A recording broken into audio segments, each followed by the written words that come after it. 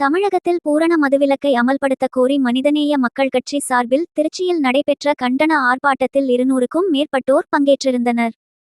பூரண மதுவிலக்கை தமிழகத்தில் அமல்படுத்துவோம் என்ற தேர்தல் அறிவிப்புடன் தமிழகத்தில் ஆட்சியமைத்த திமுக அரசு கடந்த ஆண்டு மரக்காணத்தில் கள்ளச்சாராயத்தால் 14 பேர் உயிரிழந்த நிலையில் அதற்கான சட்டம் இயற்றாத நிலையில் தற்போது கள்ளக்குறிச்சியில் 63 பேர் விஷச்சாராயம் குடித்து உயிரிழந்துள்ளனர். ஆனால் தற்போது திமுக அரசு சட்டசபையில் பூரண மதுவிலக்கை அமல்படுத்த சாத்தியமில்லை என்று கூறி மதுவிலக்கு திருத்த சட்டத்தினை அமல்படுத்தியுள்ளது.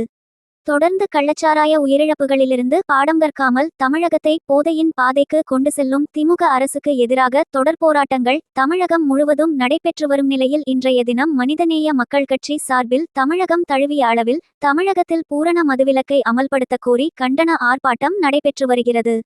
திருச்சி மத்திய பேருந்து நிலையத்தில் பூரண மதுவிலக்கை அமல்படுத்த கோரியும் கள்ளச்சாராய ஒழிப்பில் கடமை தவறிய அதிகாரிகளை தண்டிக்கவும் கஞ்சாய வியாபாரிகள் மீது இரும்புக்கரம் கொண்டு அரசு நடவடிக்கை எடுக்க வலியுறுத்தியும் மனிதநேய மக்கள் கட்சி சார்பில் மாவட்ட தலைவர் பைஸ் அகமது தலைமையில் நடைபெற்ற ஆர்ப்பாட்டத்தில் அக்கட்சியின் தலைமை நிலைய செயலாளர் ஜெய்னுலாபிதீன் மற்றும் பலரும் பங்கேற்று கண்டன உரை நிகழ்த்தியதுடன் பூரண மதுவிலக்கு கோரி கண்டன முழக்கமிட்டு ஆர்ப்பாட்டத்தில் ஈடுபட்டனர். இந்த ஆர்ப்பாட்டத்தில் கிழக்கு மாவட்ட தலைவர் முகமது ராஜா, மனிதநேய மக்கள் கட்சி மாவட்ட செயலாளர்கள் இப்ராஹிம், அஷ்ரப் அலி மற்றும் தமிழ்நாடு முஸ்லிம் முன்னேற்ற கழகம் மாவட்ட செயலாளர் இப்ராஹிம் ஷா, இலியாஸ் உள்ளிட்ட வர்த்தகர்கள், மனிதநேய மக்கள் கட்சியினர் என 200க்கும் மேற்பட்டோர் கலந்து கொண்டிருந்தனர்.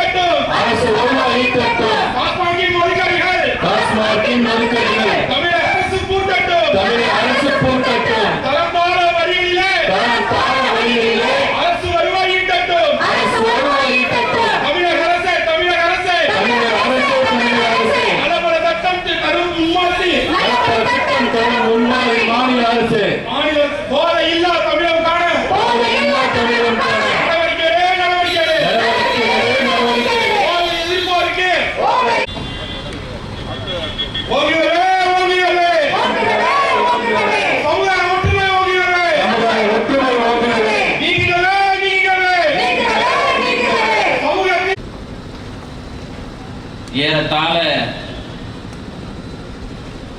தமிழ்நாடு முஸ்லிம் முன்னேற்ற கழகம் என்ற இந்த இயக்கத்தை 28 ஆண்டு காலத்துக்கு முன்னால் உருவாக்கப்பட்டதிலிருந்து